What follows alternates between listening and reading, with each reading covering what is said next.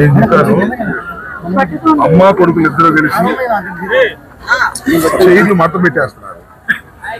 రాజ్యసభలో చైర్లు మత పెట్టేశారు, రాజ్యసభలో ఖాళీ ఏమీ లేదు. అలాగే లోకేష్ వచ్చి ఆయన చైర్లు మడత పెట్టేశాడు. ఇవాళ పాపం వారి సతీమణి ఎన్టీ రామారావు గారి కుమార్తె వచ్చి చంద్రబాబు నాయుడు గారిని రెస్ట్ తీసుకోమంటుంది. విన్నారా? ఆమె కుప్పంలో పోటీ చేయటమే కాదు, చంద్రబాబు నాయుడు గారికి రెస్ట్ ఇవ్వండి అని చెప్పి కుప్పంలో చంద్రబాబు నాయుడు గారి కుర్చీ కూడా మూసేశారు. ఇది చాలా స్పష్టమవుతున్నది. నేను ఒకటి మనవి చేస్తా, నిన్నే ఎక్కడో జగన్మోహన్ రెడ్డి గారు చంద్రబాబు నాయుడు గారిని వృద్ధుడు ముసలోడు అన్నా అంట.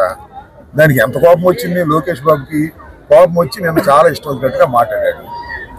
పాపం భువనేశ్వర్ గారు కూడా ఇవాళ ఏమన్నారు, ఆయన పెద్దవాడు అయిపోయాడు, ఇక రెస్ట్ తీసుకుంటాడు, నేను పోటీ చేస్తాను అన్నారు. అది వాళ్ళ పార్టీ వ్యవహారం, వాళ్ళ కుటుంబ వ్యవహారం. మొత్తం ఇద్దరికి రెస్ట్ ఇచ్చి, ఎవరికి బాబు కొడుకులకి ఇద్దరికి రెస్ట్ ఇచ్చి నందమూరి తారక రామారావు గారు కుమార్తె కుప్పంలో పోటీ చేయమని ఎవరు పోటీ చేసినా శ్రీమద్ రమారమణ గోవిందే. కుప్పంలో ఓడిపోవటం ఖాయం.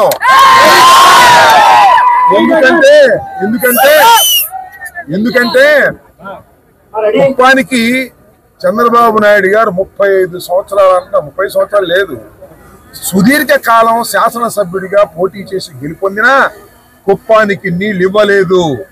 జగన్మోహన్ రెడ్డి గారి ప్రభుత్వంలో త్వరలో నీళ్ళు ఇవ్వబోతున్నాం కుప్పానికి. కాబట్టి కుప్పంలో కూడా ప్రజాదరణ కోల్పోయినటువంటిది చంద్రబాబు నాయుడు గారి కుటుంబం. కాబట్టి అక్కడ కూడా చైరు మడత వెయ్యవలసిందే. కుప్పంలో గెలిచే పరిస్థితి తెలుగుదేశానికి లేదు, రాష్ట్రంలో ఎక్కడ గెలిచే పరిస్థితి లేదు.